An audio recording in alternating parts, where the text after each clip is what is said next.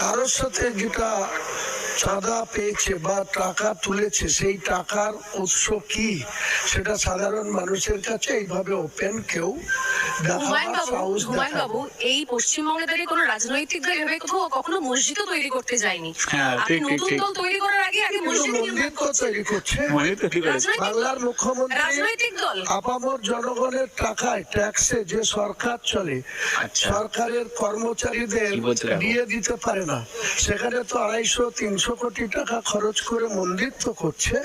পুরোপুরা শরীফ সহ আরো অনেক জায়গায় উন্নয়ন করেছেন, কিন্তু আপনাদের উন্নয়ন করেছেন সংখ্যালঘুদের জন্য প্রচুর কিছু করে দিয়েছেন। আগামী নির্বাচন আসতে দিন, হুমায়ুন কবির একাই আর উত্তর নাই। মমতা বন্দ্যোপাধ্যায়ের প্রতি না অভিষেক ব্যানার্জির প্রতি? আমি তো আপনাকে যখন ফোন করতাম দেখতাম অভিষেক ব্যানার্জি আর আপনার একটা ছবি আছে, ওটা গার্লফ্রেন্ড নাও হাসছে হুমায়ুন কবির। ওটা ওদিনকে সরিয়ে মানে দিয়েছে। তলায় তলায় কি কিছু সেটিং?